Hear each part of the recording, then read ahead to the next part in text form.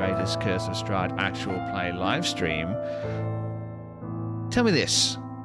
Any of you guys big sports fans? Would we be here if we were big sports fans? Huge sports bar. I'm watching Physical Asia on Netflix. Physical Asia? Ooh. I don't even know what that is. What is that? It's cool. It's the follow-up to Physical 100, a Korean sort of like kind of reality show.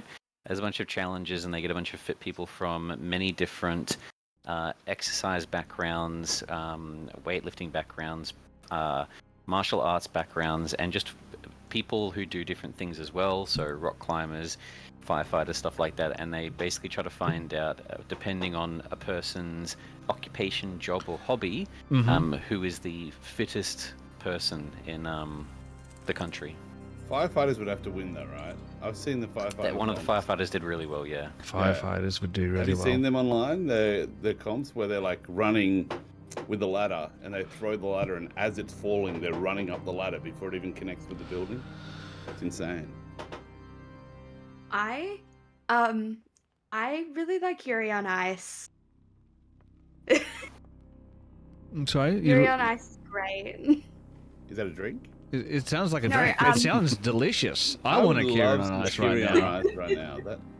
It is a Japanese figure skating anime where it is just really great. It is just great, and it is a MLM, so it's like a gay romance anime. Oh, it is great. It is Of so course you love good. it. So, Well, if you do want to make a Kiri on ice, what you need to do, it's like a cocksucking cowboy, but you just put it on ice.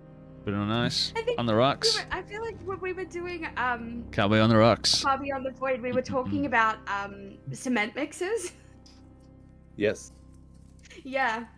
Yeah. I think One of my favorites. the topic of alcohol comes up on let's say a relatively regular basis. It's what helps us funny, get.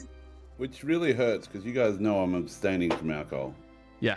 That's why you're. Beer doesn't I think I'm the opposite because I'm a big sports guy. Big sports guy? Yeah. Yeah. What kind of sports you into? I did find out that my favourite sport has a bit of a, and I really do think that Grace will enjoy this. Okay.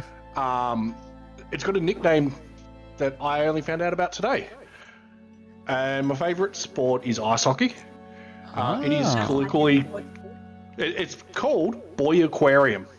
It is. It is. I love ice hockey. I have watched ice hockey all in a bowl. before. I love Okay, I get It's it. great. I like it. Ice hockey is the best. I love Skating is closely next. I love ice hockey, and I'd never heard the term Boy Aquarium until about an hour ago. Was it on Letterkenny you heard it? No. My girlfriend told me that's what it's called. Yeah. Apart from the obvious, they're like in a sort of domed off thing, and there's water inside there, and there's of course many boys involved. Is there anything unobvious here that sort of brought this nickname about, or? So she showed me a few TikToks to reference where this was coming from, and hockey players stretch really weird. Do they now? So there was a lot of really funny footage of them stretching out their hips in weird ways, and then it's like, oh, I like this Boy Aquarium thing. Oh, okay, all right, okay. Well, that didn't go in the direction that I was thinking, but hey. Also, Boy Aquarium rather than Man Aquarium is a real odd choice of words. Yeah. Boy Aquarium, yeah, that's a choice, isn't it? You're right, that is a choice. That's not an accident. The grand finals of the Boy Aquarium brought to you by Epstein. The Boy Aquarium sounds like a poorly translated K-pop band. Which the other thing as well, it's like kind of unnecessarily gendered because women's ice hockey is some of the best sport you can watch as well. And with the Winter Olympics coming up, the best game that you could watch is going to be the women's gold medal game, most likely between the US and Canada, because they hate each other and they let it be known. It is. I love watching ice hockey. When I went to Canada, I saw the Canucks, and they were amazing. But yeah, also, I mean, while you're tuning into ice hockey, definitely watch the men's figure skating. It is so good. I love the men's figure skating event. Yeah. No, it's like men's figure skating, men's gymnastics. It rocks. I'm pretty sure Will Ferrell did a documentary about it. Yeah. Him and John Hedder. Yeah, documentary. I have a great appreciation for people who are, at the top of their game when it comes to sports. It's not something that I can see myself achieving anytime in the near future, but I certainly do appreciate it. But I like how I've asked if anyone's into sports, and the answers that we get is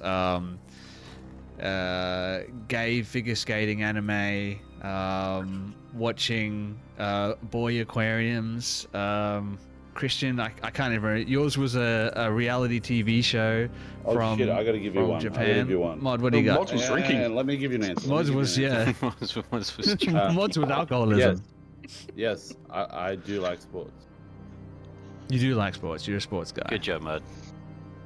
Does anyone do any physical activities? Is it part of a team? I used to play roller derby. Oh, yeah, that makes sense. Play roller derby? Yeah. On the Xbox? No, actually do roller derby. Go out and make physical contact. Yeah. I love it. It was like a thing. Yeah, but do you play like a marathon? Do you compete? Is it called competing? Yeah, so generally, yeah, I guess. Generally, it's kind of like a whole day event.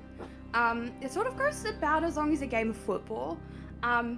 Because after a while, you get really quite tired. Yeah. I'm still very unsure about what roller derby actually is. It's just a bunch of ladies on skates who go around in a circle and push each other over, right? Am I getting that wrong? Essentially, yeah. So, from what I can remember, that movie called? It's been a while since I played. It's kind of like a race, and the aim of the game is to get your entire team across the line, right? Okay. But you kind of, so obviously there are two teams, and you sort of start parallel to each other, but yeah, there's like a certain amount of times you need to cross the line, you need to have a certain amount of people across the line in certain ways, and then you've got the other team stopping you. You take turns. So I think you take turns, one person being in front of, one team being in front of the other team, because obviously it's an advantage, being in front. So yeah, in a race, generally being in front is definitely I know considered an advantage. And I played it when I was younger, so I might be losing the plot a little bit. But just so you know, I actually watched a one shot on the Social Pillar podcast. There is a roller derby game, TTRPG, that you can play.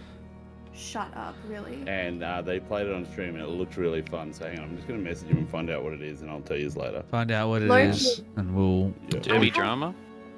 I have no idea. We can combine... I always wanted to play Thirsty Sword Lesbians. Yeah, I've always wanted to play that as well. So good. I still don't know what it is, but certainly would give it a try. It's a TTRPG. Oh yeah, I know. I've got that part. I got. Yeah. You know what TTRPG I want to play? What? D&D. D&D. Yeah. Pathfinder. Is it Curse of Strahd specifically? Mm-hmm. Not too bad. You come to the wrong place. We ain't playing no fucking Dungeons and Dragons around here. This is just us sitting around discussing sports. That's what people come here for. That's what they're gonna get. Well, my name isn't Kareem Abdul-Jabbar. And it isn't. So let's play some Dungeons and Dragons. Yes. Oh. Yeah? I was trying to guess your transition. Okay. Speaking of Kareem Abdul-Jabbar, this man shares many physical similarities with Kareem Abdul-Jabbar. Welcome to the stage, everybody. Dan. Dan, tell us who are you playing tonight? I'm playing Bill Irondancer, your resident accountant and now known magic user. Speaking of things that are magical, Mod. How are you, man? I also am playing William Iron Dancer. Speaking of William Iron Dancer, great. No, who are you playing? I am playing Tane Nue, a Oath of Glory paladin that just wants to be a hero. Oath of Glory paladin. Speaking of people who just want to be a hero, Grace. Who are you playing? I'm playing Thana, your resident grave cleric. Ooh. Great. Speaking of graves, Christian. I'm a professional, damn it. Transition wise. I am playing Fujin, our rogue monk, powered by the plane of air. All right. Before we launch into tonight's episode, there are a couple of housekeeping things that we have to do. We have to get it out of the way. Because after all, we are professionals and we have our duties that must be fulfilled. Our contractual obligations. Yes, professionals, see? I wanted to give a quick acknowledgement to our channel affiliate, Fruitbowl Dice.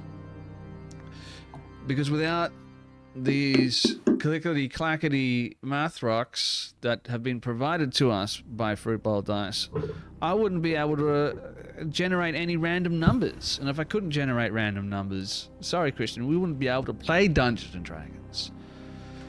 So I think Dungeons and Dragons owes its existence to Fruitbowl Dice, and they should get 50% of all profits. And if that doesn't work out, maybe you guys could check out Fruitbowl Dice yourself. They're currently doing a discount on their adventure calendars. You know, Christmas. Said last time that people made profit that weren't Hasbro. Hasbro were not very happy about it. Yeah. Hasbro is notoriously generous when it comes to sharing their profits, I've heard. They're always willing to share and give back to the community. But, you know, someone who is great at sharing, that's our friends at Fruitbowl Dice. You can get $50 off your adventure calendars if you order them right now. But you got to get in quick, because that sale will come to an end very, very soon. And, you know, you get a whole bunch of amazing things in that. There's, you know, if you are the kind of person who wants, you know, spoilers, you can find that on the website as well. But if you want to be surprised by what you find in your adventure calendar, you can just close your eyes and order it and hope for the best. But before you do close your eyes, make sure you use the affiliate code CritandMess or Sven is awesome on the second page of checkout to get your free gift. Who doesn't like a free gift? What did I get with my free gift? I got another set of dice, so I can roll more d6s when I hit you with my sneak attack damage. Speaking of sneaky things, let's sneak another shout out here, and this one is for tabletopaudio.com. If you enjoy the ambience that you can hear filtering into your cerebral cortex via your ears, make sure you check out tabletopaudio.com. If you're running a game at home and you want some ambience to surprise your players and or your GM and or a stranger in the street, check out tabletopaudio.com. You can download the tracks and you can record them onto a tape deck, chuck it in your boombox, hit the turbo bass, and you can play it outside your crush's bedroom at nighttime and win over their heart. I will say, I have been using tabletop audio Yeah. while I read Good. as reading ambience. Oh, that's another use for it. Yeah. A lot of people don't know you can do that. It's actually amazing. I've been using it as reading ambience. It's great. I love it. Super fetch. I mean, that would be great if anyone here read, but we're not a bunch of fucking going nerds. To happen, Gretchen. Stop trying to make it happen. We're sports people. All right. How dare you, bud? I did it. And before I coined a movie. Before we actually get this adventure started, speaking of adventures, I want to talk about what your character's motivations were in the previous episode. This is our fun way of combining special bonus dice that you guys can use during gameplay, and as well as getting a little bit of a recap of what your character did in the previous episode. If you want to sprinkle in a little bit of information about, you know, what's happened over the course of the adventure, please feel free to do that, because this is our way of getting caught up and catching up the millions of screaming fans at home as well. So let's go across the board, but we're going to go from right to left this time. Christian, let's start with you. Which one of the 5 motivations do you think Fujin relied on or motivated your character in the previous episode, and why? I think ambition. Fujin last session as arriving to Vallaki, getting inside the gates, and finally now arriving to the St. Andrew's Cathedral, where we started, meeting Father Lucian and making our way inside.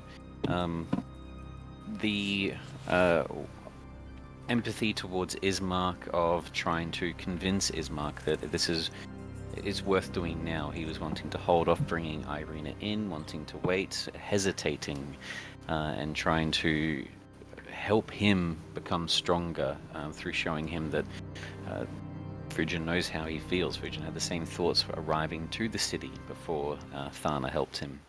And then after that, arriving and entering into the cathedral, when a more of just the chaotic magic of this realm that seems to randomly shock us, being, I guess, people that are not natives of the realm. Thana being paralyzed out of nowhere, Fujin quickly covered her, previously seeing the awkwardness and nervousness that she had around not showing her horns and not being proud of her form, something that seems to have a bit of an emotional withdrawal within her, and Fujin didn't want any further emotional pain to occur for her, and so quickly covering her with his own body and fixing up her hood. I think there was a lot of empathy. Empathy sounds about right. I do enjoy that one. Okay, so going with empathy for Fujin, that feels correct. What about you, Thana? What do you think was the driving motivation behind Thana's actions? Look, I definitely think I am still very much so on the empathy train. I think that the entire time we're in this village is going to be on the empathy train, and until we figure out what to do with Irina, it's going to be on the empathy train. As we sort of discussed last episode, even Thana casting that initial stabilizing spell was like kind of a big deal. It literally goes against everything she's ever known and grew up with.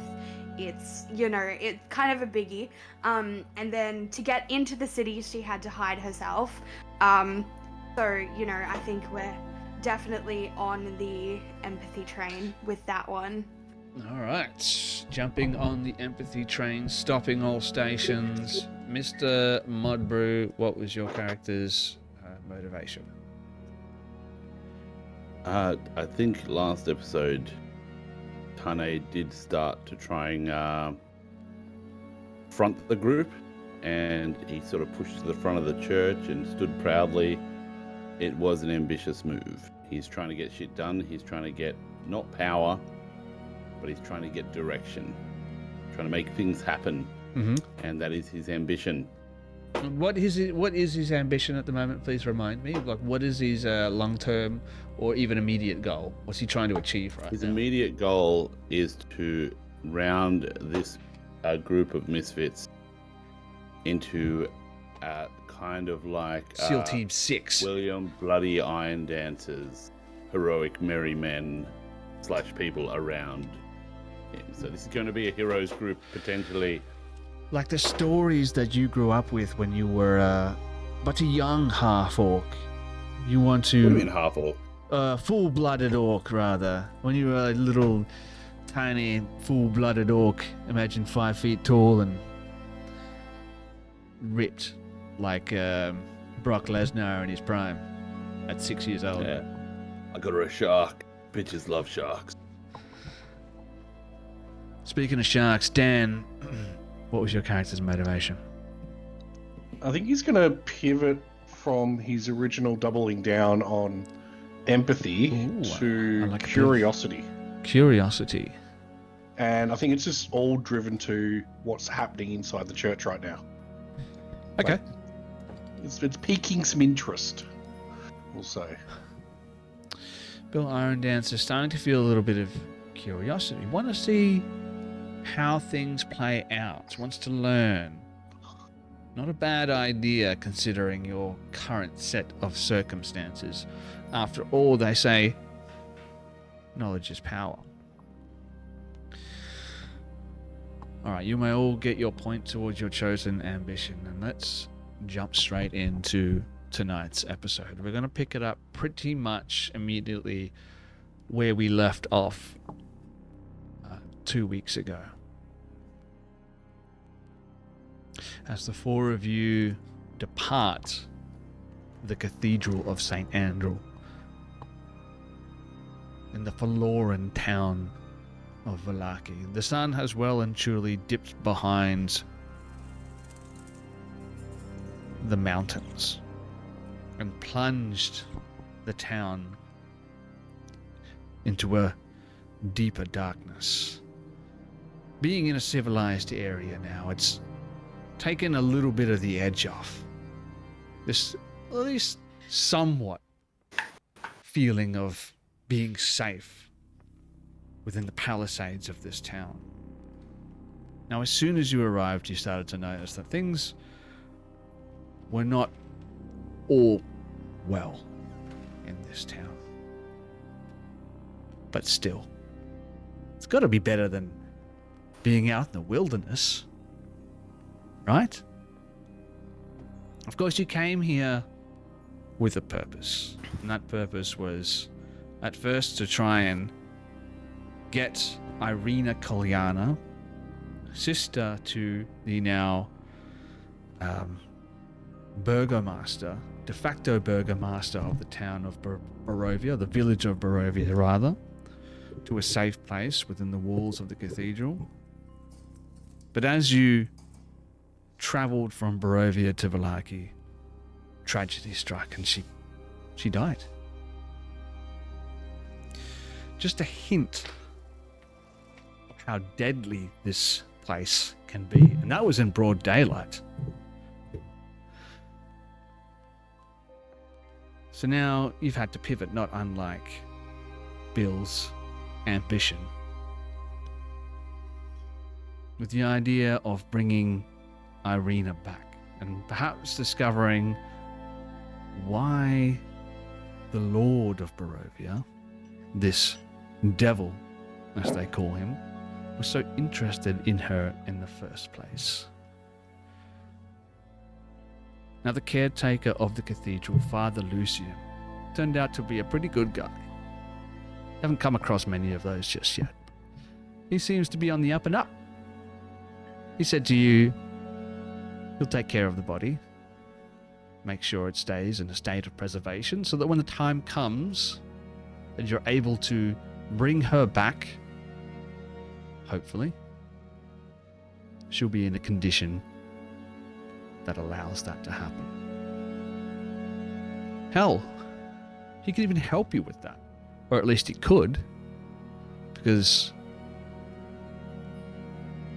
the bones that provide, at least he believes, the safety in the cathedral have been stolen. He doesn't know who took them. They've been missing for about 3 days, and the only person he has told of their location was the young altar boy whom you saw taking the offerings during the nighttime mass. You asked him if you could stay at the cathedral. He said, "Look, no, I wish I could do that, but I've got protocols I have to follow. This isn't a place where I can just offer for people to stay. But hey, there's the Blue Water Inn rather. It's run by the Mardikovs, by Erwin and his wife Danica. They're good people. Head over there. It's a safe place. And you all step out into the night. As I said, the sun has dipped below the horizon. It is dark. It is relatively early evening still. So you can see little lights from the windows of the houses that line the streets. You can see smokestacks rising from the chimneys. But it's quiet. Maybe you can hear the sound of muffled voices emanating from some houses.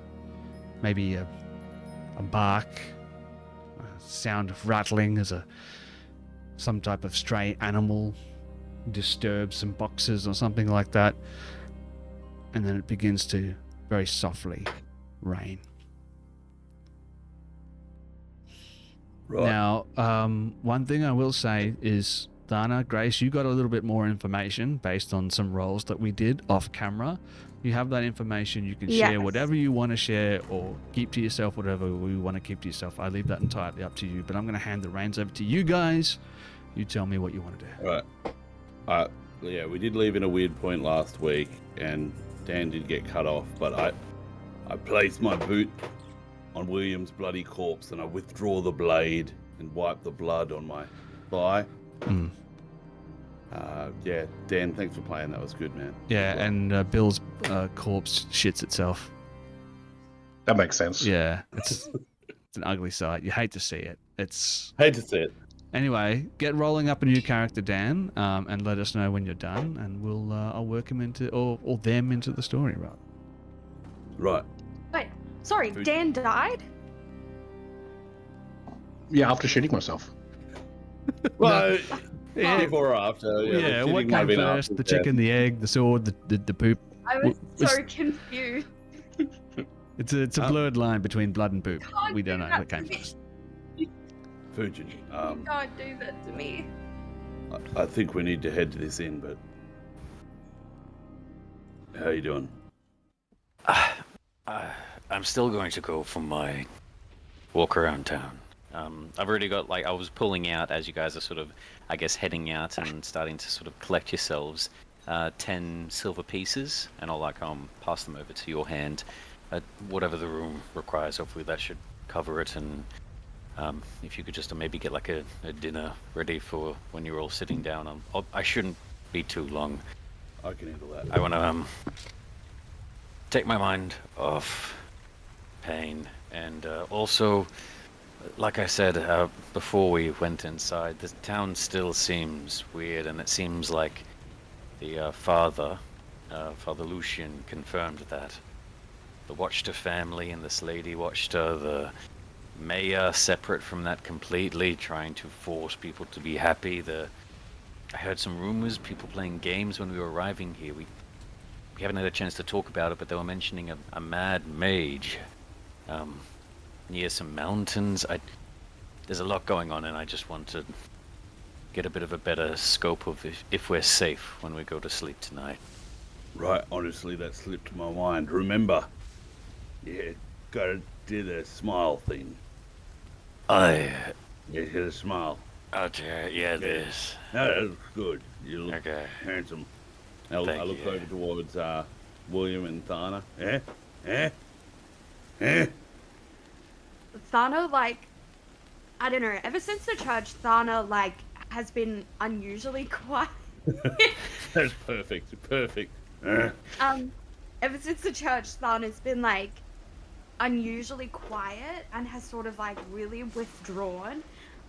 She's got sort of, a pensive look on her face, and she sort of sees you guys goofing off, and she's like, oh, yes, very, very good, and then sort of goes back to her thinking.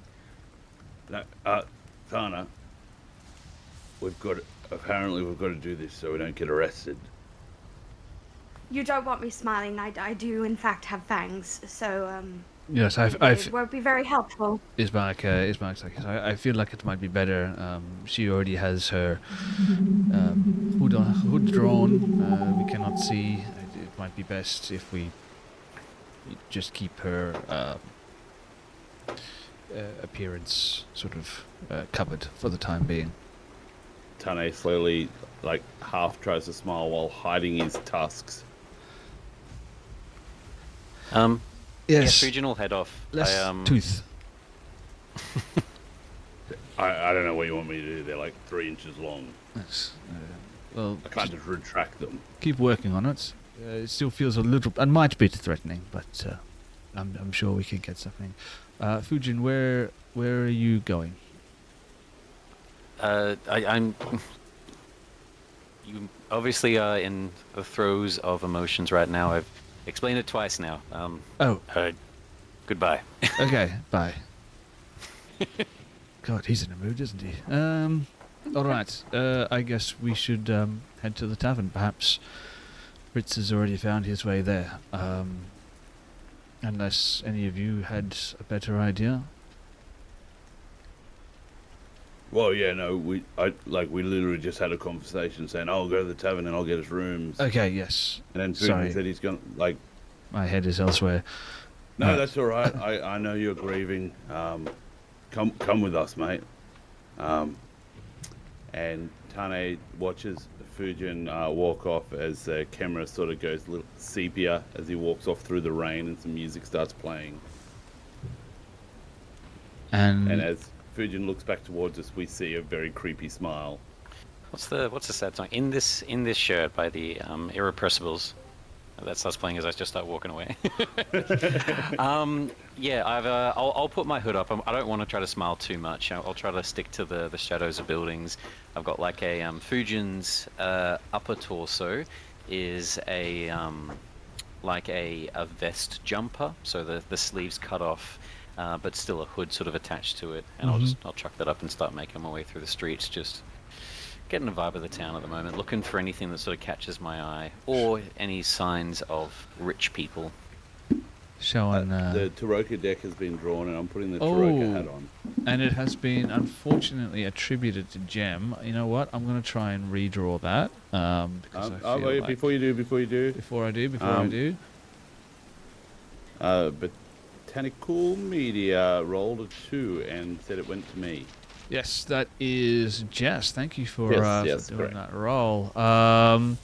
Sorry, Mod, rolled a 2. Yeah, no, it's attributed to Gem, unfortunately. So I'm going to have to re-roll that one and just see where it comes up to. Because I can't manually do that. It does it randomly, and I can't change that.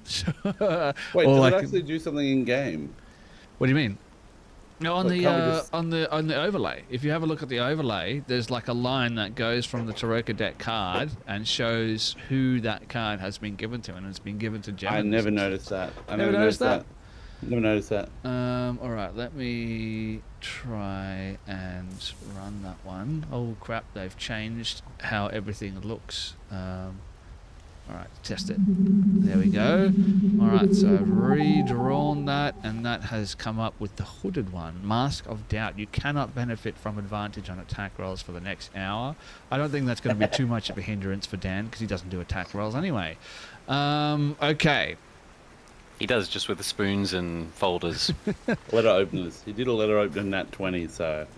So you guys... I do feel underdepreciated right now. Vest! Depreciated. That's great for Anyway, you part ways and you do the awkward thing where you say goodbye and you all start heading off in the same direction, because the tavern and the courtyard where you saw the shops are in the same direction. So we travel together for like a little while. Oh. I'm not just going straight to the shops. I'm wanting to get a vibe of the town, so I'm probably going through like back alleys, maybe heading even to like the outskirts of the city to try to see if I can climb on top of a watchtower. I'm wanting to get to the outskirts, and yeah, at the moment I'm just going through alleys, get probably the opposite direction. Okay, cool. We'll cut away from that and we'll go to the rest of the team as they approach the Blue Water Inn, as I mentioned before. Come on, there we go. You can see grey smoke rising lazily from a chimney of a large 2-story building, built with a stone foundation and featuring a sagging tile roof, upon which several ravens have perched. Maybe they're just underneath the rafters trying to seek a little bit of shelter from the rain. A painted wooden sign hanging above the main entrance depicts a blue waterfall. You know what? Let's go to a map.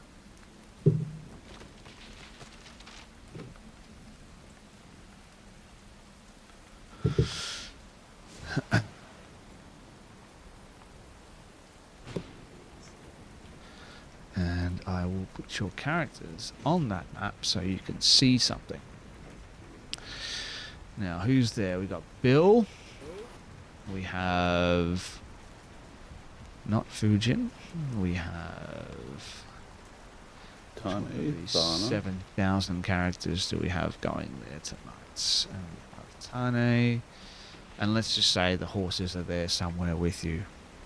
Can you guys see that map? Yes, you can. Very good. All right. Now, as I mentioned, you can see there's a pair of ravens just perched in the rafters, and they watch you as you approach this tavern. You can see beams of firelight filtering in through windows on the first story, and you can hear the sounds of voices filtering through, maybe you know, the scraping of chairs and occasional, you know, one voice will raise above the others and then go quiet again. What do you guys want to do? Well, I'd like to organise a room and some food. But that's my intentions, but I just turn to the guys and like, alright, I think we should get one room between us all. Just while we check out the town. Probably safest. Yes, whatever you think is best, and Thana will just, you know, yeah. All right. Heading over towards the tavern.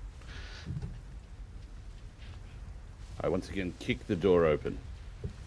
Kapow! Do you really kick the door open, or is that a No, bit? I just open the door. You Just open the door? Well, I'll tell you what.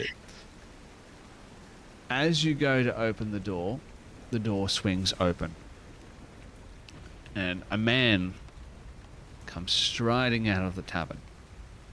He's wearing... Striding out of the tavern. Comes striding out of the tavern. He's like, "Ha, you found me. I am Strahd.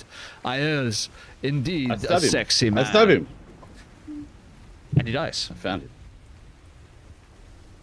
What campaign are we going to do next? We did it, guys. We did it.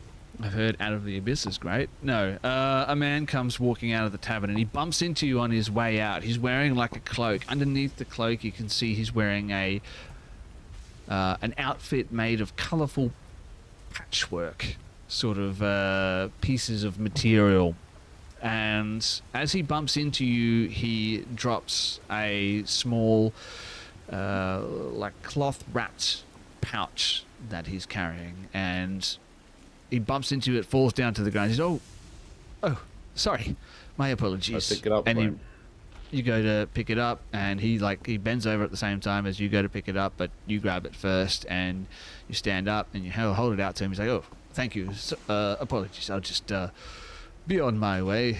Enjoy your night at the tavern." And he pulls his hood like further over his head and starts walking off into the night. Inside check? Well, Inside check? Look, just as I go to hand it back to him and he goes to grab it, I'd like to sort of turn it into a handshake and not let go of the thing or his hand, and just say, "Right, how you going? Tane Nue. I'm just looking to find a Pleasure good to place meet you. You've got a hold of my Is this hand a good there. place to... Quite a grip. Yes. Pleasure to meet you. And what does the bag feel like? What does the bag feel like? Are you... So it's like in between your hand and his, right? Like Yeah, so I picked it up. Yeah. Does it feel like it's a sack full of metal?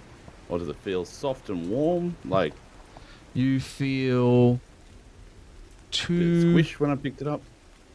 roughly orb-like shapes, and probably around about the size of a person's fist, and something else more pliable in there as well. You're not sure what it is. Maybe you could do a roll to try and figure out what it is by feel alone, but that's kind of like what you use. Like you seem to have a hold of my hand. Yeah, no, I just wanted to ask you about, what do we got here? And I sort of pick it up and this is yours, isn't it? Oh, yes. You dropped this? Yes, No, I but dropped the that. feel of the weight, the You look. could just hand it Sure. back. Yeah, no problem at all. That would be fantastic. This is the tavern. Yes, this is the Blue Water Inn. Welcome to the Blue Water Inn. I have had the pleasure of staying here for a number of months myself, and I can highly recommend it. It's one of the nicest places I've seen in the valley since I've arrived. Anyway, I have business to attend to. What was your name? Sorry. Tane, have you said your name? My name is Rictavio. Yes. And I have had the pleasure of staying here with the Martikovs. Good people. They have so very kindly offered to allow me to stay here, and in return, for a slight reduction of my fees, I have offered to provide the services, my services, of course, as entertainment for their guests, to bring a little bit of awe and wonder into their lives. So many people are here. Quite dreary. I don't know if you've noticed. Yeah, no, I completely understand. And obviously, this must be your payment. Here you go. And I put it in his hand. And with Yes. all that time of feeling and weighing and that, could I do a roll on it? Yes. It's kind of difficult to decide what the role of feeling would be. I feel like investigation would be a really good one. Yeah, you know what? Like, are you trying to get a vibe check?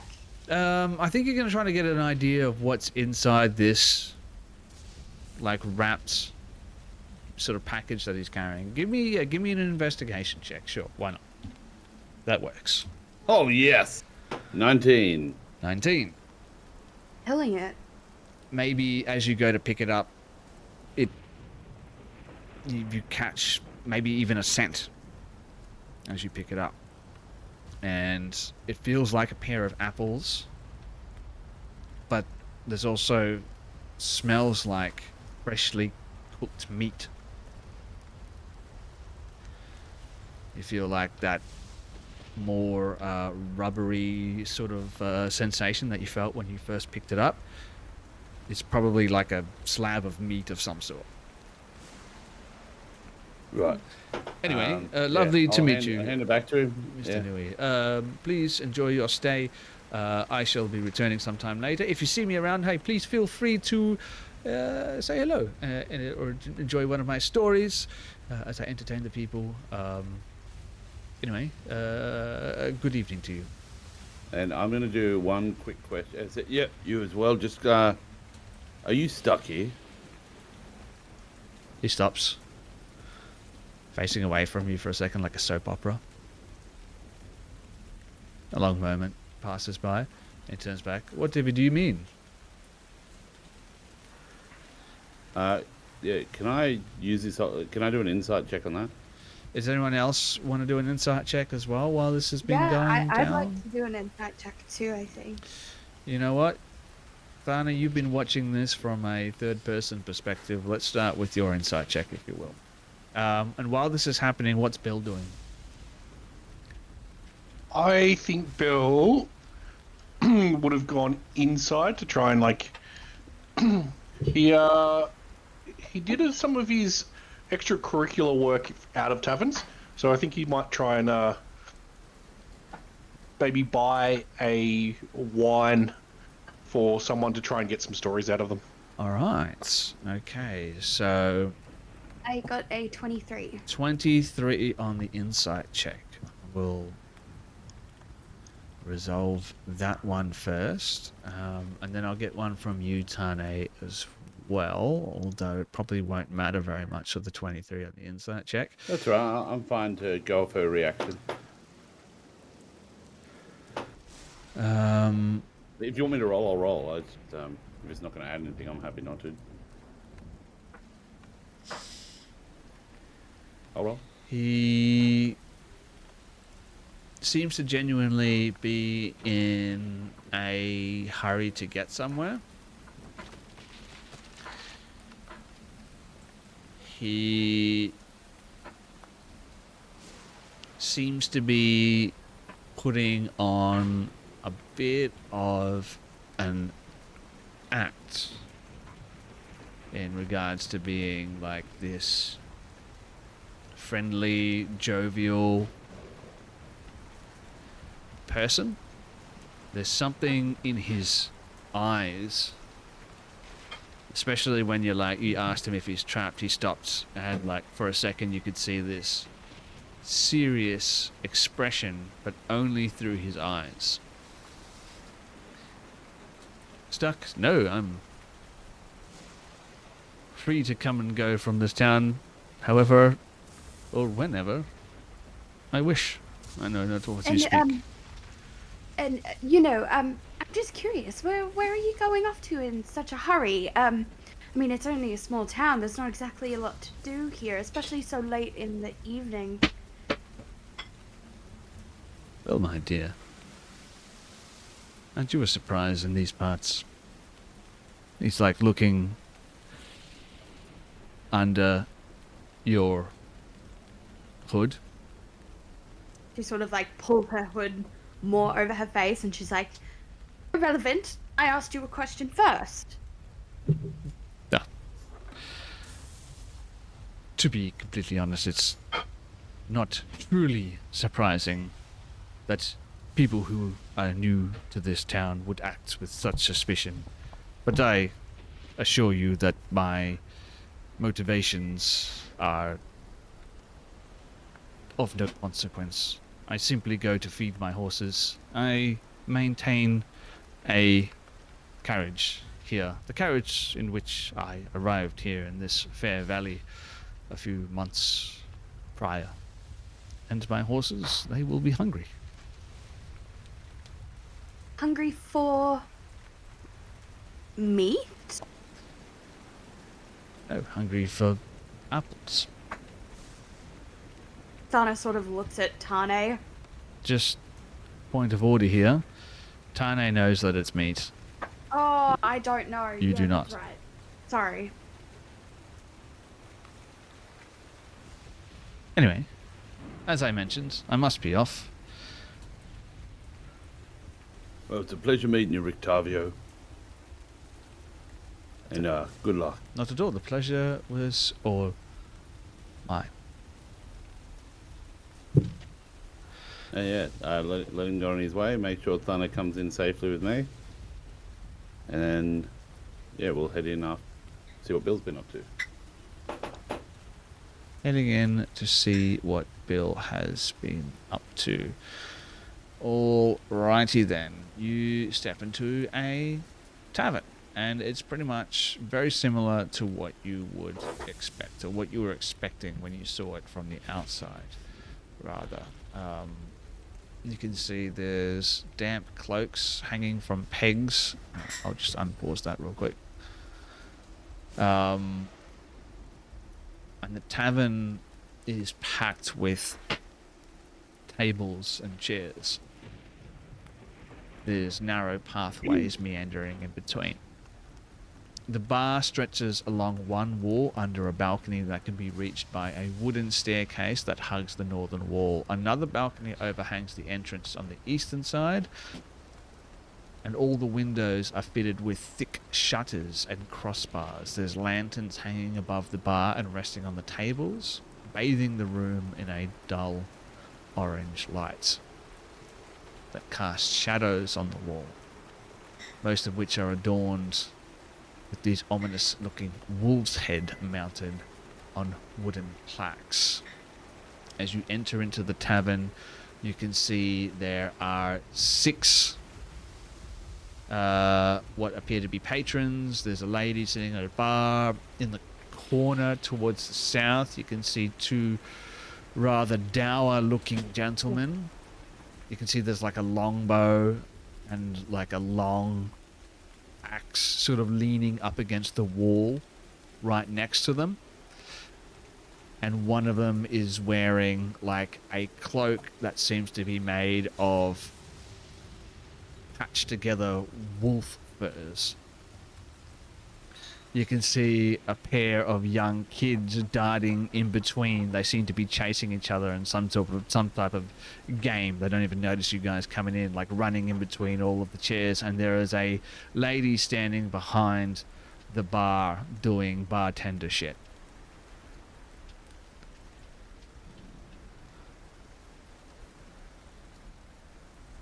We're going to cut away from that scene real quick, and we're going to come up on Fujin.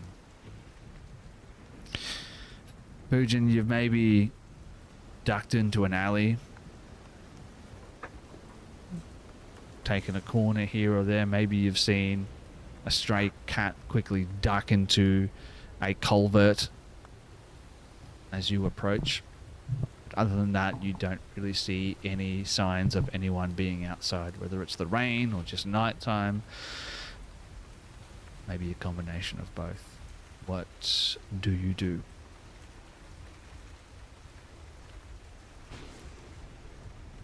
You're on mute. I'm wanting to walk around the town for a while, just to get a vibe, and more than just an initial like, oh, I saw some people that said this. Like half an hour or an hour walking around in my mind right now will give me a bit more of a better idea of seeing people interact, how they sort of work. Fujin's not smart.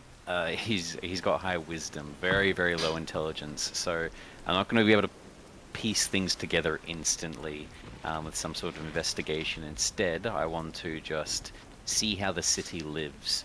And in the midst of that, I'm just keeping an eye out for anyone that feels like they might match the description of a mayor or a lady, either lady watcher or the mayor. So that's the idea. Casually walk around, sort of just keep an eye on things of people interacting in the city, and then make my way again so I'm not drawing too much attention to myself. And if either of those 2 figures catch my attention, then I'll probably focus a bit more on them. At least for the next hour or so. Okay. Give me 1 second while I've moved my cat, who seems to perch right in front of me every single time I stream. And I will tell you, you don't see many people out and about.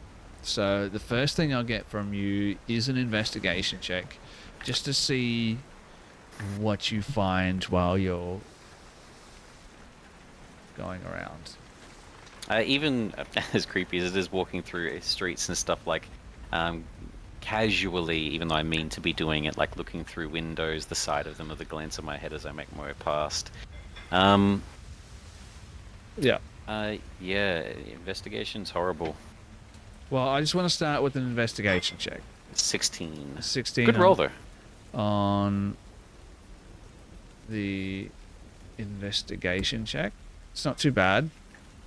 Yeah, it looks like with that roll, most people in the town seem to be fairly independent. Now, you did see some farms on your way in.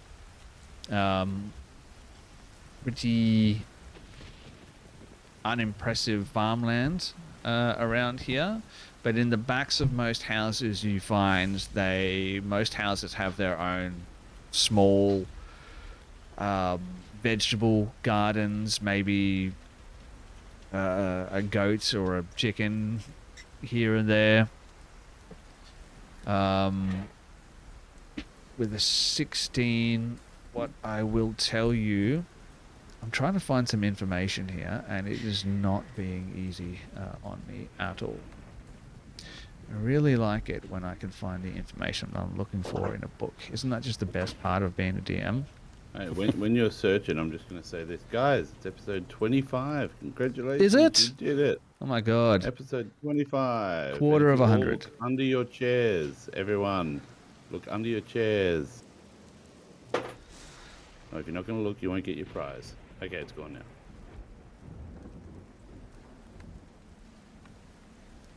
Just having a real hard time of finding what I'm looking for, and that makes me very upset.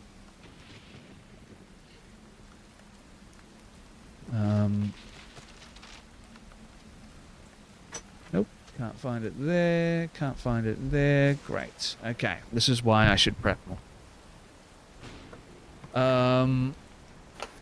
And from where you were, I mean, you'd have to walk around probably in the daytime in order to find the burgomaster's house or any particular house that you're looking for, especially with a 16 at night time in the rain. Might be a bit difficult to identify any particular house.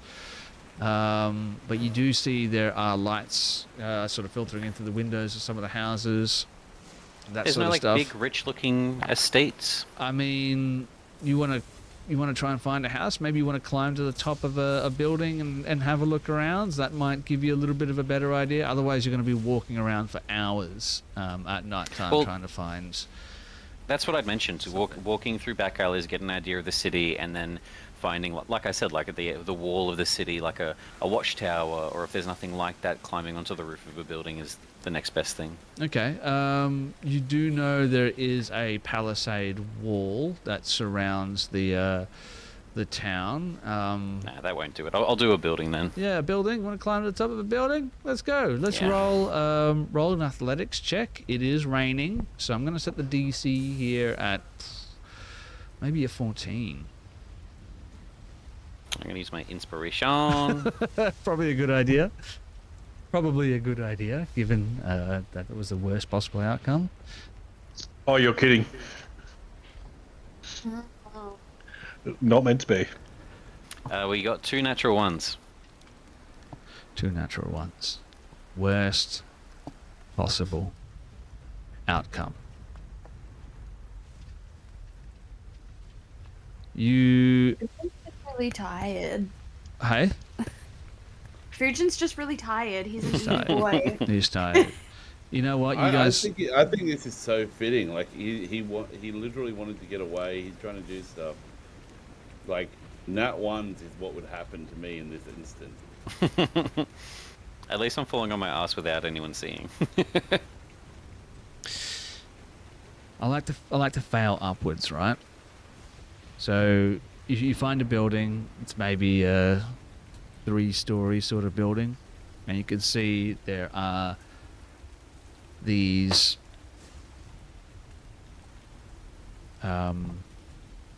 decorations sort of hung on the side of this building. Maybe you figure it to be like a sort of warehouse or something, so you figure there's probably not anyone in there. And you start to climb, and maybe you slip, and a tile goes crashing down to the ground, knocks one of these wolf, like these stylized sort of wolf heads, which have been hung up on the wall, off, and it goes clattering down to the floor, and you just hear it. It just makes this bang sound as it hits the ground. And you immediately hear a dog start barking from the house, like right across from where you started climbing up. And in response, you can hear like voices that seem to be coming closer as as the time goes by, and that's what I'm going to say happens with the natural one. I'm not just going to make you fall down and hurt yourself. That wouldn't be any fun. But you can hear what appears to be the approach of what you would assume to be maybe some guards or something like that. You can maybe hear 4 sets of footsteps approaching. Can I try to that wolf head decoration nearby? I'm just going to double down on this and either fail spectacularly or just get away from them. Can I try to push myself off the wall to this mounted wolf head and then springboard off it directly onto the roof? Yes. One. Just don't roll a natural one. Come on. Let's go. Let's go. Come on. That one. Bring it. A 14. A 14. That was exactly the DC that I said earlier. So with a 14, what I'll tell you is this. You scramble up onto the roof just in time as a group of 4 men comes around the corner.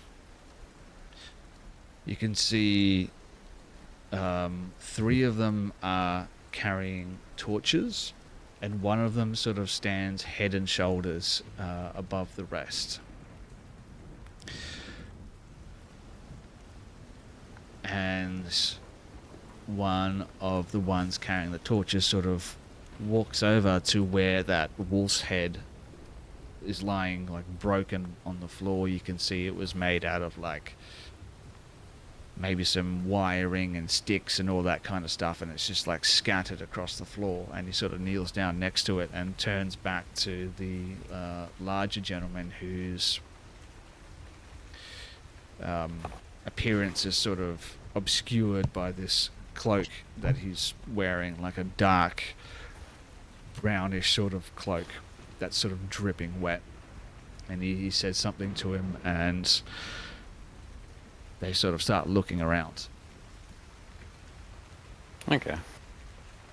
I'll do what I was wanting to do, get a bit of a look over the town to see if there's any large structure, multi-leveled structure, anywhere that has maybe walls surrounding it, anywhere that's on maybe an elevated hill in town, stuff that looks like it would be a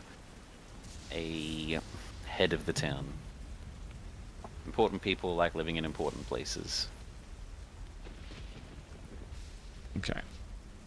What I will say is these guys seem to be looking around, trying to find who fuck the guys. made Give me a this perception thing check. fall on the floor.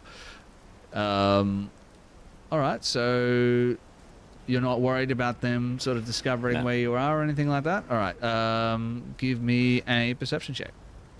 I doubt they're going to climb on the roof, and if they do, I'm just going to kick them off. Oh my fucking god! 8. Loving this. I'm here for this journey with you. I'm going to kill one of them just to take my anger out. Wait, real life anger from the rolls or the game? Both. All right. Fujin gets to the top, takes a look left, right, doesn't see anything that he's looking for. Fucking rain, fucking town, fucking priests, fucking plane that we're stuck in, fucking wolf's head. Alrighty. Let me bring something up here. The bane of Fujin's existence is an inanimate wolf. Gonna go ahead and put Fujin there.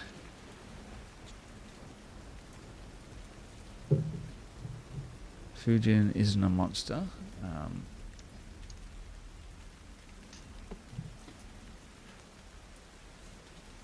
Reeling stuff, this, isn't it? While I try and find everything. Okay, so we'll put you on a roof there. That looks like what I described. And we will put that gentleman.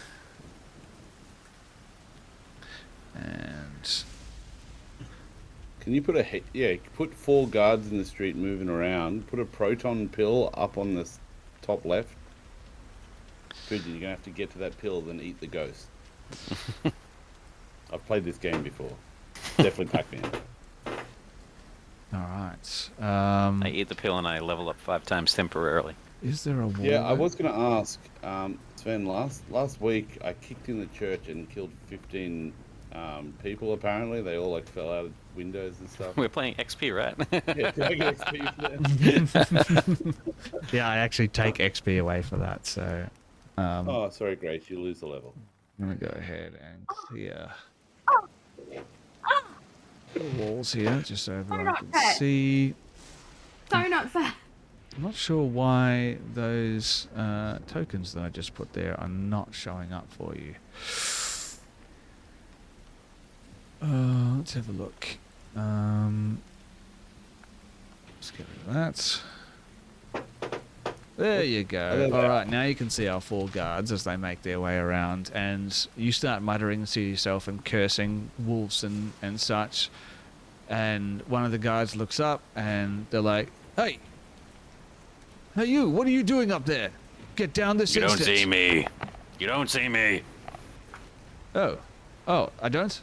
Okay, well, never mind then. No, of course, I can hear you. You Who's up there? don't see me. And I'm gonna like aim a crossbow at him.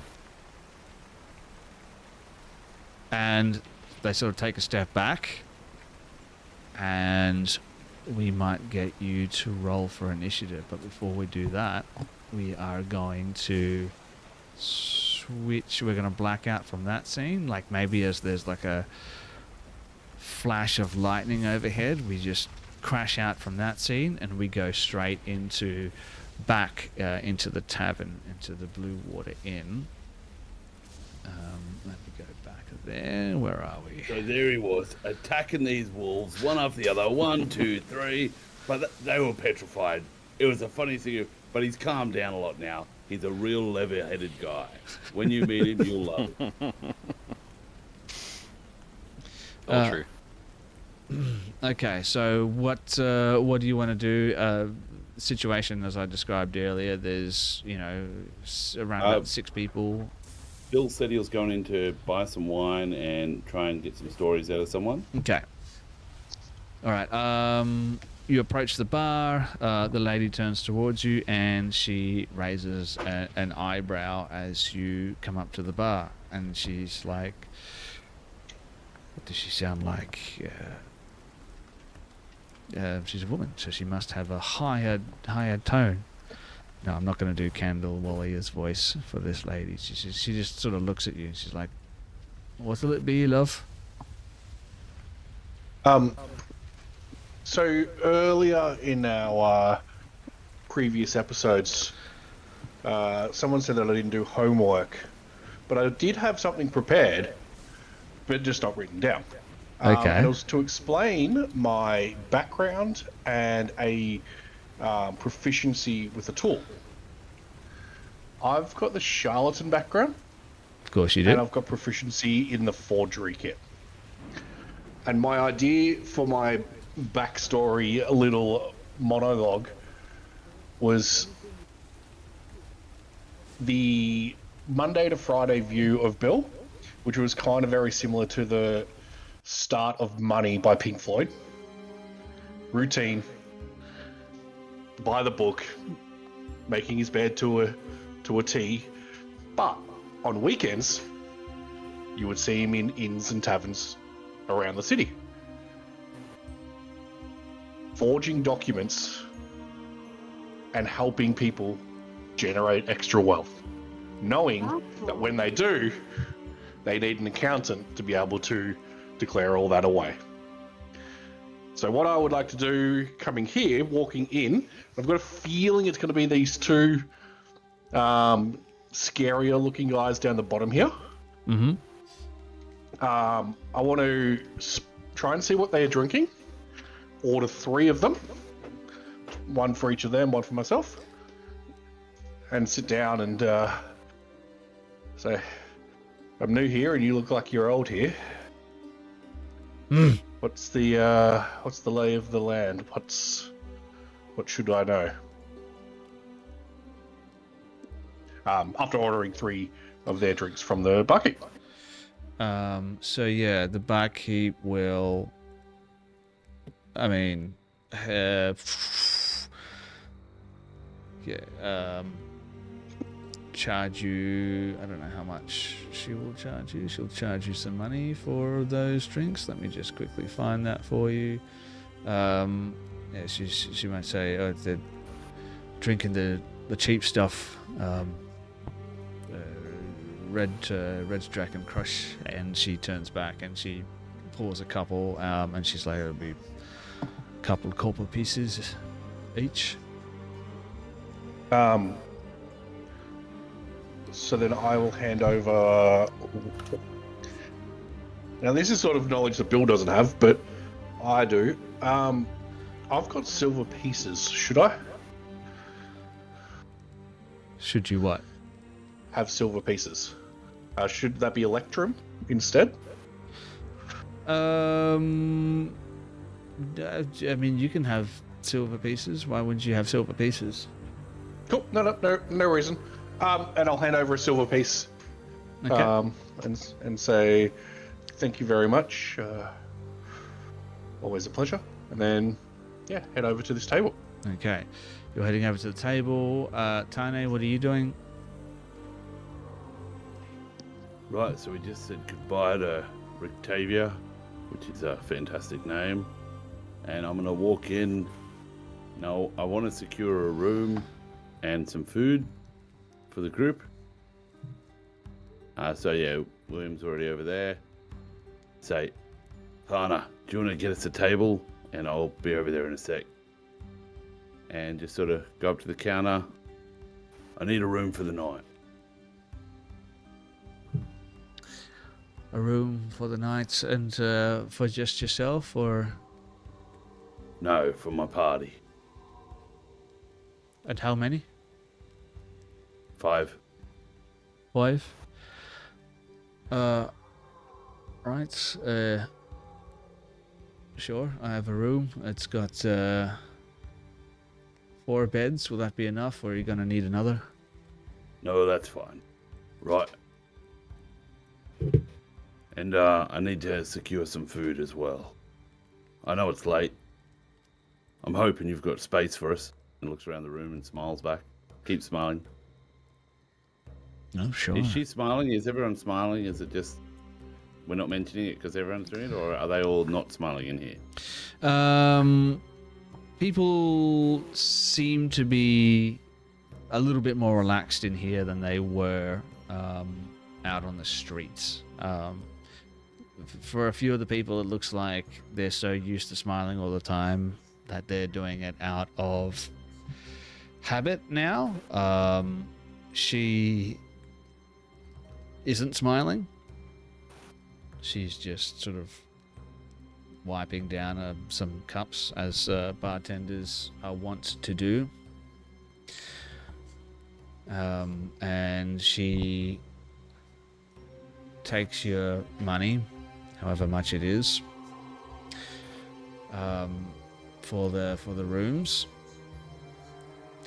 and that is 4 silver pieces. And she takes the coin and she's like, "Foreign coin, you're from far." Yeah, we're new here. Yeah, I could tell. And she grabs a little key and she puts it down on the bar and she's like, "The room will be upstairs. Head upstairs there." And she points towards the stairs on the northern wall of the tavern. So down. Look here, actually, so I'll bring up the map myself so I can kind of remember where it is. But she gives you directions to the room. And then she turns back and food as well, was it? Yeah. Make me one of everything. My husband can fix you up something nice. I've got cooked wolf steak, silver piece. Comes with some beet soup and some fresh bread at no extra charge. 1 silver piece for the 5 of us.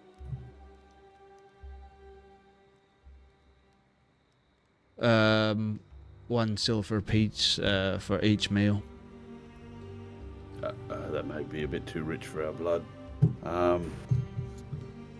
Just give us 3. Just give you 3. All right. I'll let my husband know. Say what brings you to Valaki? Well, and he just stares off into the distance a bit, the smile sort of drifting. Yeah. That's the question, isn't it? Tis. As long as you're not here to I'll cause tell you trouble, you've got a... we'll put a safe roof over your head. Forgive me earlier, I misspoke. Can't remember the layout of my own tavern. If you want to get to the room, you'll have to go back outside along the northern wall. There's a set of stairs that will bring you up to the second room. Follow that down to the end of the hallway. Yours will be the last room. You'll find 4 well-kept beds inside there. You're welcome to stay as long as you like. It'll be an additional silver piece for every additional night that you'll stay. Right. Thanks a bunch. And then he walks back to Thana with the key. And hands it to her. Says, right, well, I've got some food coming and I'll bring it back to the room. You can stay and have a drink with me, or if you need to head to the room, and I give her the directions. Thana is like barely listening. Like as Tane comes over, she's like got like a finger in her mouth and she's biting her nail and she's like bouncing her knee. She looks like really quite anxious. But she's got this like really pensive look on her face, just continuing off the look that she had when she left the church. Like she's really mulling something over. Okay, well, sorry, if I'd noticed that before, I would have got 2 drinks at the bar. Sorry. Yeah, no, Okay, that's I right. didn't want to interrupt you. I go to walk back to her, I see that, and I'm like, right, can I get 2 mugs of the hard stuff? Additional 2. Not a problem. My husband will be out shortly with your meals as well. Oh, by the way, I meant to say welcome to the Blue Water Inn. Appreciate it. And he remembers that he's meant to be smiling and smiles and walks back. We go... yeah, we'll follow you back Hang to on, the table. I put the mug down and I just go, alright. It's been a bit of a day, hasn't it? Oh, yes, quite. And then she sort of goes back to staring off into space.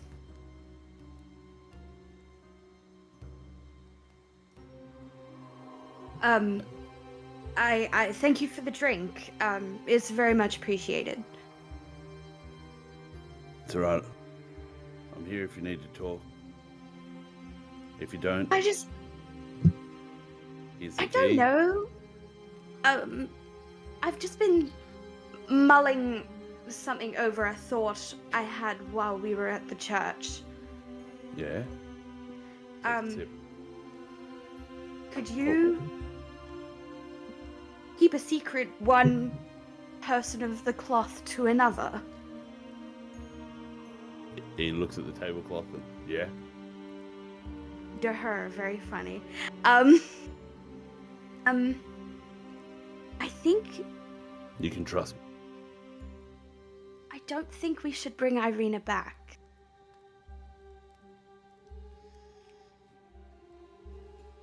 I was having similar thoughts. I think that... Do you remember those mists that me and, Fritz stumbled into? Well, I walked willingly into and Fritz stupidly followed me into. Yeah. Those ones. While we were in there, there was, these hands and faces and they were reaching out to us and they were so tortured and tormented, and something just tells me that when people die here, they don't die in the same way they do back home. They just, back home at least they sort of get sorted and categorized and sent to their various afterlives, but here it's a little bit different. It's almost like someone's put the lid on the jar, and naturally the longer you keep something in a jar, the worse it gets. And I just think, I don't think we should bring her back. Yeah. So I guess you felt it too. We're all trapped. Oh, I don't even think dying is the answer to leaving. That's what I mean, is that, wherever Irina is, it's not a good place, and she's stuck here still, and, I think it would be like, when a dog breaks its leg, and it's sort of like, it's, it's in pain, it needs to just be put to rest. I think it's sort of the same thing. We're just prolonging her death, and this is not just how I grew up and my thoughts and feelings about that. I think this is the right thing to do. I think she should just die. And then Ismark comes back from ordering his own drinks, because I kind of forgot that he was actually with you guys as well. And he sits down and he's like, what were we talking about? Nothing. Thana stiffens and she's like, nothing, jolly good all here. And she sort of starts chugging this ale and she's like, wow, this stuff is strong. We did not have this back in the cloister. Did you happen to secure a room? Whatever your name was, Tane? Would you mind if I could quickly grab the key from you? I'd like to retire early tonight, if that's okay. It's been a long day. Yes, sir. Good night. Yes. And I hand him the key and explain the directions to the room. Thank you. And he walks off and goes to the room. There you go. Now we've explained why he isn't part of this conversation. And Tane just sort of puts a hand on Thana's shoulder and goes, yeah, you're not wrong. Like, I haven't been right since I saw that kid. Yeah, how do I tell him? I've already sacrificed so much casting that spell. It feels like I'm quitting halfway, and he's so angry. And, I don't know a lot about Fujin. We've traveled together for a while, but, he's rather cagey. But, I can tell there's so much anger and, he hasn't had a happy life from what I can tell. And Irina was it was happiness, and am I bad if I just let her go? Well, Fujin's a big boy. I think he just needs time. But the real question is, we know, I feel it too, people are trapped here. It feels wrong. But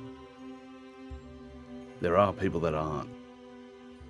And I think while we have this time, and I sort of look at Thana, where we don't know whether we'll bring Irina back or how, while we've got this moment in time before we tell Fujin, I think we could use this time to get some answers for him. No, I know that, but, sorry, perhaps I'm not articulating this well. The jar metaphor I was talking about, where... Yeah, yeah. I got the jar metaphor. I was saying, you're saying... No, but separate to that, I'm saying something separate to that, where, I think, so when we do eventually, because look, I can do it in a level or two with some practice, and, I could, just ponder on that. And, yeah, as you're... I completely understand, no. When I do the thing that invites her back into her body, it's kind of like opening a door, And with everything trapped inside the jar, it could let anything back into her body. Oh, yeah, no. So I was with you on that. I was with you on that. Good. Wait, I was saying, good. you asked me to keep a secret, and I was saying, I agree. While we haven't told him, while our good friend Fujin is in a flux state between knowing we won't do that and not knowing, we can use this time to investigate these goddamn... You're gonna have to help me. Pause that moment. Yes. Who's the guy that gave us the mission that can travel? It's Arag... Velakis. No, Velaki? No, Aragal? Aragal. Right there. Vistani. Vistani. The Velakis. While we have this moment, Thana, we've got this moment where Fujin, he is angry, and we're probably not going to be able to explain to him why you don't want to bring him back if you had the power. So instead of telling him that, we need to get answers from these goddamn Vistani and Aragal, because we know he can leave, and I want to find out why these souls and ourselves are trapped here. Yes, but wouldn't it just be easier for him? Like, doesn't this feel deceptive? I feel like we're lying, and I don't like lying. Lying is bad, and you know, we could tell think of it like a good story. Bill in on it. Think of it like a good story. If we had, like, you don't know at the moment, you're not there, you can't bring him back, so we don't know yet. But we wouldn't tell the ending of the story at the start, would we? This isn't deceiving. It's just not talking about relevant information. Oh, but wouldn't it be easier for me to just let her gently go and him hate me and, you know, think that I'm the awful one when actually I was doing him a favor? Wouldn't that just be easier? Listen, as I said, he's a big boy. And I think that big boy would be very happy to take that information once we've given the information and put him in front of Aragal so he can take his anger out on him. Valid. Do we tell Bill, though?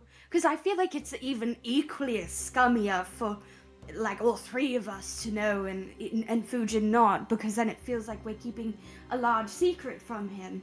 Listen, I look over at William, who currently is probably forging documents and all sorts of stuff, but I look over him with, and in my eyes, it's like there's a beaming pure light down upon him coming through the window. And I'm like, listen, William is the best among us. And this is something we should carry so he doesn't have to tarnish himself. And he can focus on his books. Because as a wizard, one of the most powerful wizards we'll ever know, he needs to focus. Like over there, he's probably getting information on a next mission. I do wish the High Priests had as much faith in me as you have in him. And yeah, Tane stares off at William, and like the smile that he's been faking for so long is now a real smile, and he goes, yeah, I got faith in you.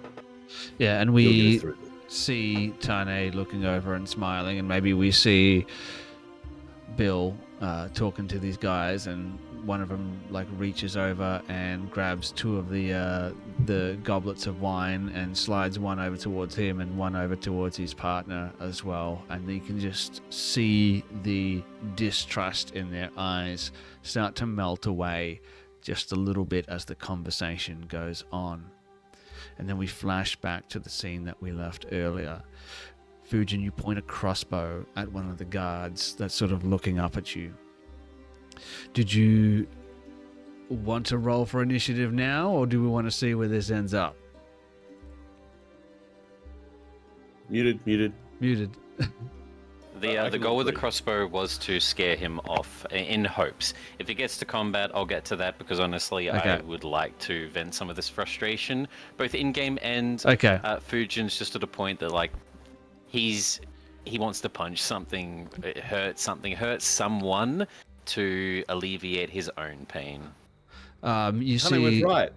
she lifts a shield up as you point the crossbow, and she sort of ducks underneath the awning of the house, trying to break the line of sight between you and him.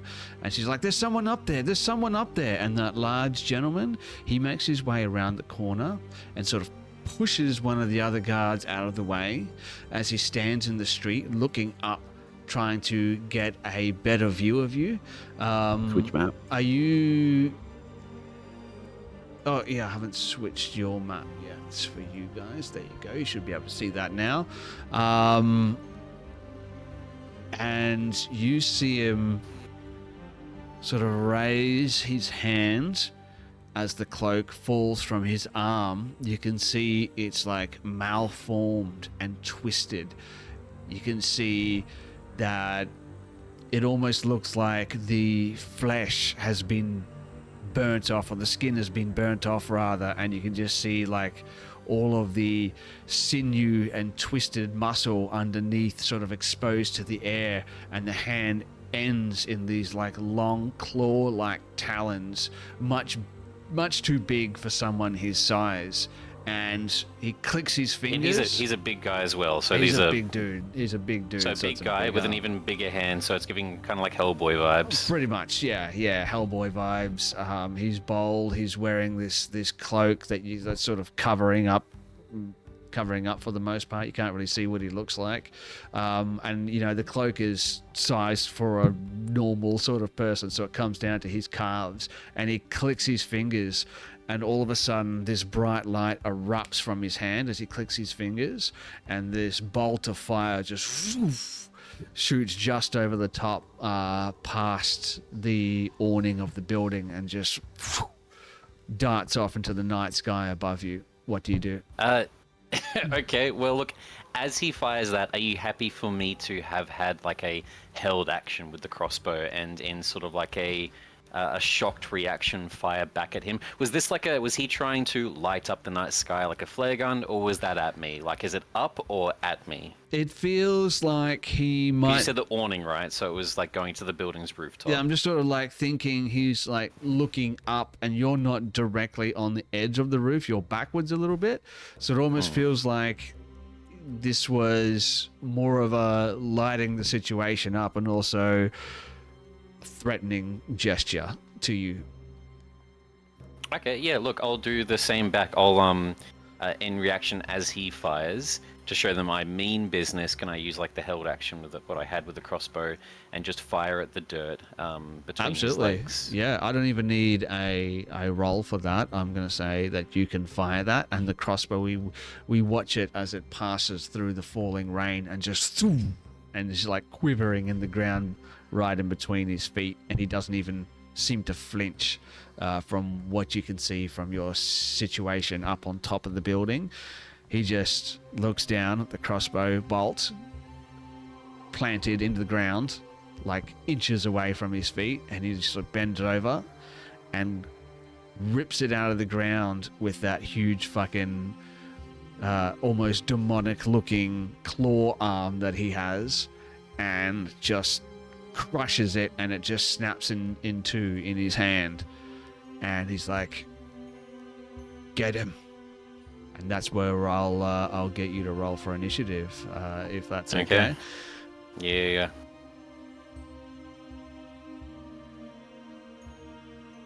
17. 17 on the Nyash. I will add all of my creatures to the combat tracker as well. And before we launch into that, I did want to check in with you as well, Dan. What is Bill up to? What's he trying to do? What's he trying to get out of these two guys? He's trying to get information. What this town's like, what the area's like, anything. Like, just kind of farming them, feed them a few drinks, get them talking, get a better lay of the land. Yeah, okay. Can I get you to roll me a persuasion check, possibly? Okay. Sheet, persuasion. Let me click the actual button.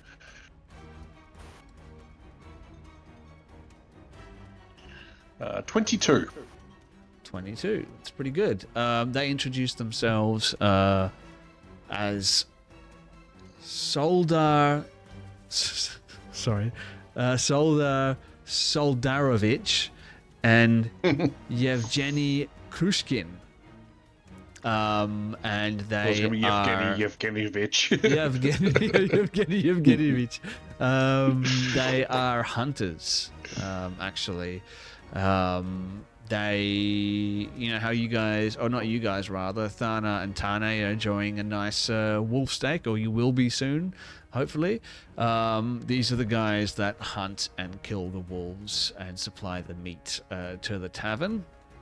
They're quite gruff people as well, so they're sort of, you know, especially Yevgeny is sort of tight-lipped, doesn't really want to talk to you. Soldar speaks to you in only like almost incomprehensible short bursts of information.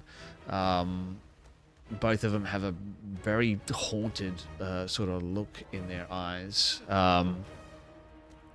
And they tell you as well, like, if you guys are new to the region, they'd be happy to offer their services as guides to you. But if you have any, you know, particular bits of information that you want, you can ask them that as well. But before we get into that, I want to flash back to the combat that's just about to kick off.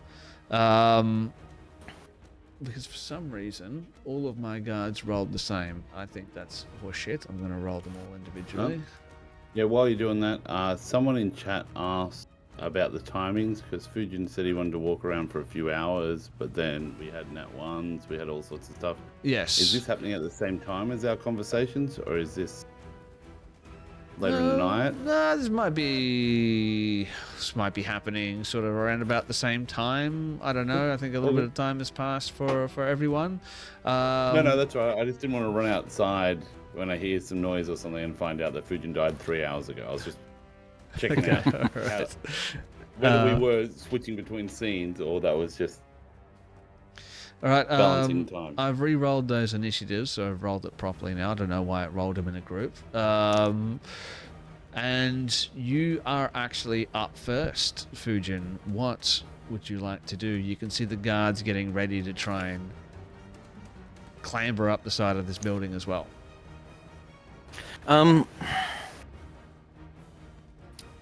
Yeah, look. The stance, the arm, the stare, the guy is definitely giving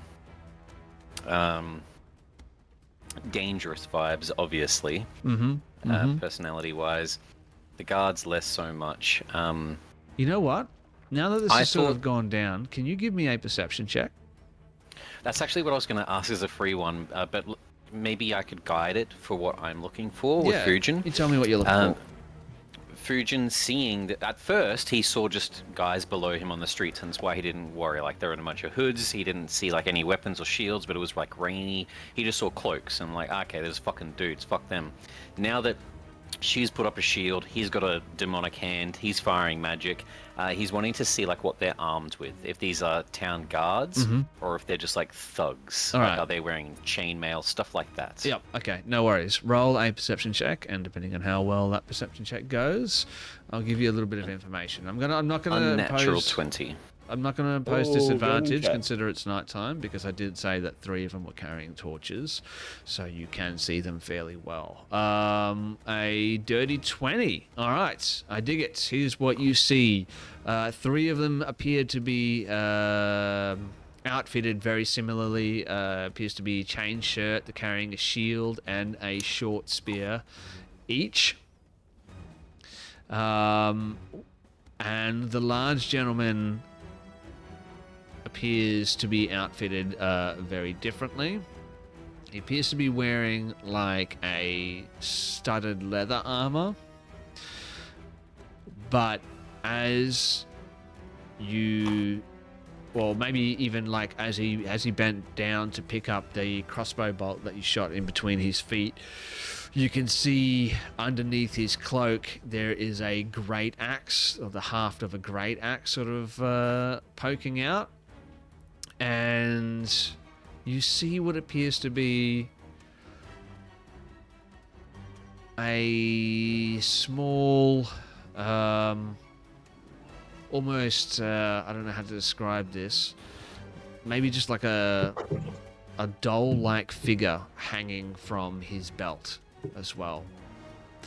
Like, I don't know, have you seen Deadpool 2, how Cable has like that stuffed doll that he sort of has strapped to his bag? Yeah. Or whatever. Yeah, so it's kind of like that, but it's like hanging from his belt as he sort of stands up Does he his have cloak. a Labubu, Sven? Yeah, I don't know what that is. It's a Labubu. It sounds like something that he would It is a have. Labubu. This badass fucking dude has a Labubu. Well, as this murderer that collects labubus is staring me down, that's very interesting. Again, with I guess just like wisdom from Fujin, powerful people often have tropes, things that interest them. Some refer to it as the tism. People that are very skilled in one area, and he seems to be skilled in killing, and maybe has a tism for whatever that thing is. So rather than shooting at him, can I use my action to reload the heavy crossbow, fire it at the bit of like rope connecting the doll to his hip? Yes, I'm gonna say with disadvantage, trying to hit a rope that's hanging on someone's hip. What about just hitting the doll? Hitting the doll. All right, let's just see what happens. You roll high enough. Let's say you roll 4 points higher than his AC, and you'll put that into the doll. 23. 23. Let me just compare that to what this person's armor class is. Yes. I'm going to say the bolt just whistles and digs right into his hip, pinning the doll onto his hip.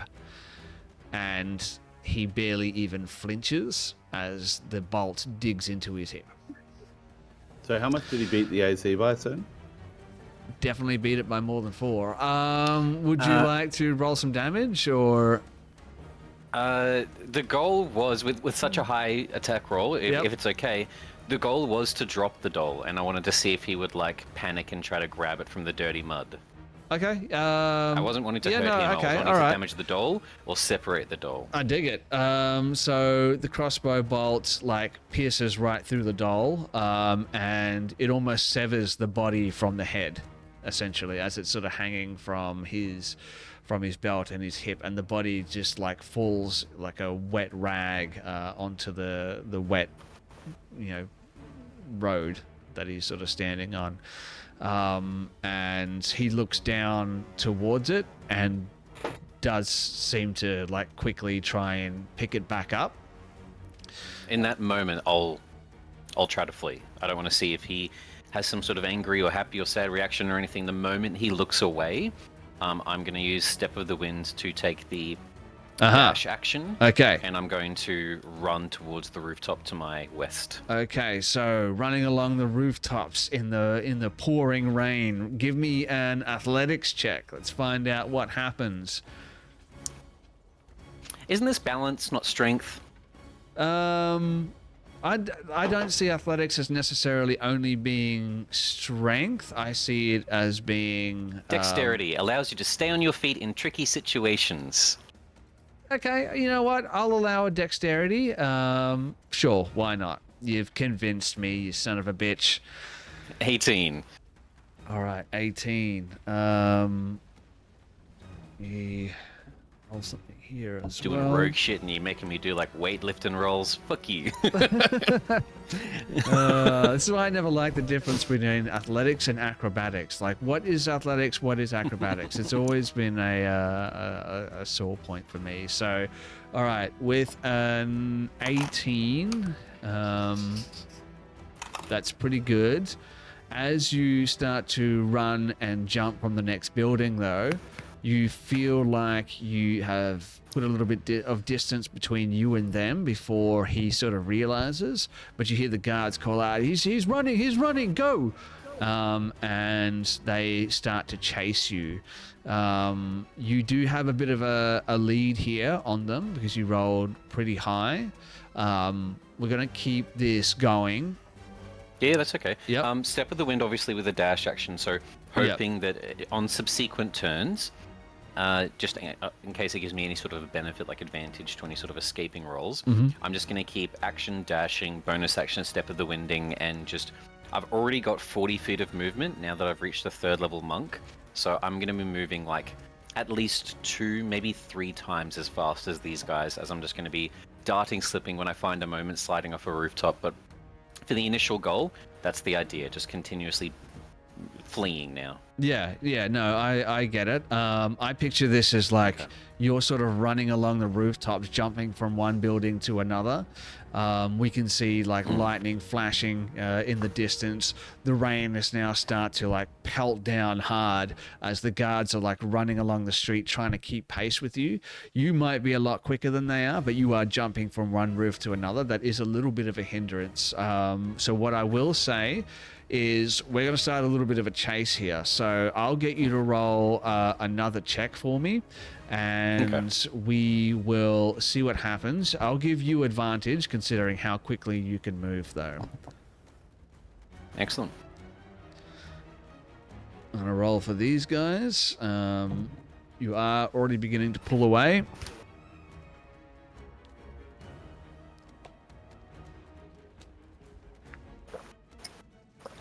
Another... Is that your acrobatics? Oh. That was the one from before. I haven't rolled one yet. Okay. They've changed the wording of Step of the Wind, and your jump distance is doubled for the turn you're using it as well. Oh, look at that. That's fun. Oh, thank you, Mod. I didn't notice that change in a monk. Very cool. I like it. And you get nothing special for patient defense. No, yeah, nothing special. But it does say all your rolls have to be athletic. It does say that? No, I would never do that to you. I'll never do that to you. The one thing monks are profoundly good at, athletics checks. We all play strength-based monks, right? Yeah, of course.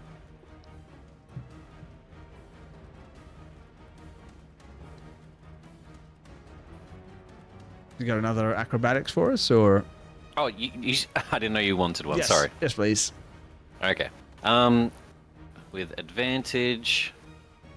Bing, bang, boom. I rolled pretty high on that one. 24. Oh, 24. Okay, what I will say with a 24 is you start to put even more distance in between you and them. I'm going to say this guy can probably get one attack off on you as you are leaping from one building to another before you start to... A ranged attack? Get too far away. A ranged attack, yes. This is about to be so epic. Yeah, always range attack monks. Yeah, okay. This guy, like he did before, clicks his fingers, and you see another one of those bolts of fire just shoot through the night sky. I'm going to roll this, and I'm going to probably say I'm going to roll this with disadvantage, considering how fast you're moving, and the rain, and the nighttime, and all those Look, stuff. I'm happy combined. to actually be honest with this, to give him the disadvantage. Yes. The night and the darkness and everything, that does make sense, actually. But, just to add to it, my deflect missiles, I thought it was one of the regular people with a crossbow. Mm-hmm. But if I notice him, my passive perception's pretty crazy high. I'll spend a key point, and rather than just a regular step of the wind, I'll use focused step of the wind, and across that next rooftop, as I'm about to like mid-leap into the air, there's going to be a surge of wind under my feet, a push off of the building as the plane of air starts to flutter around me. So I take the disengage and the sorry, you can spend that and take both the disengage and the dash action. So disadvantage on all attack rolls on me. It's like that scene in The Matrix where they're running along the rooftops and you just take this massive leap and you just see this firebolt shoot up through the sky. Gonna roll 2d20 here. And actually, no, I need my fruit bowl dice d20. Come on, fruit bowl dice, do not let me down. Don't do that. They always roll high. That's exactly. Thank you. Fruit Bowl Dice, selling rigged stuff since whenever they were. It's not rigged. It's really good. Not a high roll here. Unfortunately, I don't think that's going to be enough. That's going to be a 12. That is by far not enough. Unarmored defense is very high. Yeah, the sort of pirouette through the sky as it rips through the cloak, I guess, instead of me. Yes. And just flies off into the night sky, becoming just another victim of the cloud. The temple-like body of Fujin. And you hear them start to, like, their shouts, and like, where is he? I think he went this way, and it's getting like further into the distance. And as you start to feel like you have put enough distance between you and them, you can just hear this primal, like, roar. Ah! Find him! As it echoes through the night. Dogs are barking. The rain is pelting down. And Fujin's making friends. Fujin is making friends as we go along. And that's probably where we're going to finish up for tonight. Good little escape scene. Okay, sweet. Little escape scene. Some things have happened. We've set the stage here. I was not expecting that to happen. I'm happy I had this map ready to go already. So a little bit of prep with her worked in my favor. It was fun. Nice. I do enjoy a fun little, a lot of fun chase. I attacked another inanimate object. You did. You attacked the ground. did. And, It's par for the course. two of them. You attacked the ground and you attacked a doll. So I think that counts as two. All right. Well, on that note, I should remind everyone that we have streams happening almost every night these days. We have, of course, Beckoned Blackest night every Thursday night. So make sure you join us again for that next week, 8 p.m. Australian Eastern Standard Time. The correct time. And on Tuesday night, we have Vecna, Eve of Ruin, of course. And then on the Wednesday night, we've brought some brand new content for you guys. That's right. Chronicles of Chaos are streaming on Crit and Miss now. Their brand new campaign just started. Episode 1 was last night. If you missed it, you can check it on the VOD. That's run by Sevs from Vecna, Eve of Ruin. And then, of course, we have... I wish you gave me a heads up. I don't watch. Oh, yeah. Sorry. I've got a lot going on. But you can catch the VOD. Make sure you check that out. Right. I can message Sevs and be like, why didn't you let me know what's going on? Yeah. Yeah, it was kind of a last-minute thing that we sort of did. I didn't know about it until Monday, so I was like scrambling to get everything ready ahead of time. But we managed to make it work, and he streamed, and it was great. And then, Friday night we have Renegades, Rogues, and Runaways. So you've got 4 nights a week. You have D&D. So make sure you check that out. If you get sick of D&D, make sure you check out our Discord, where you can find the latest information about the tabletop RPG that we are writing ourselves. What? Who does that? That's crazy. We do, apparently. Elthorn for the win. Galathon for the win. You watch. Everyone will be playing it pretty darn soon. And I think that's pretty much it. Thank you, everyone, for joining us tonight. We hope to see you again next week. If you haven't already done so, like, share, follow, subscribe. Not only Crit and Miss, but, Chronicles of Chaos, all of the amazing people that you see here on their socials and all that kind of stuff. Make them Instagram famous so that they can earn a living doing nothing. And did we level up? You're getting close. So close. You're getting close. I killed a doll. You did kill a doll. Yeah, and the you ground. leveled up. You hit the leveled up. ground. No one else does. Christian levels up, and the rest of you level down. Anyway, good night, everybody. Thanks again. It's been a pleasure, as always. We'll be back again next week with more Curse of Strahd. Good night. Good night. Thank you.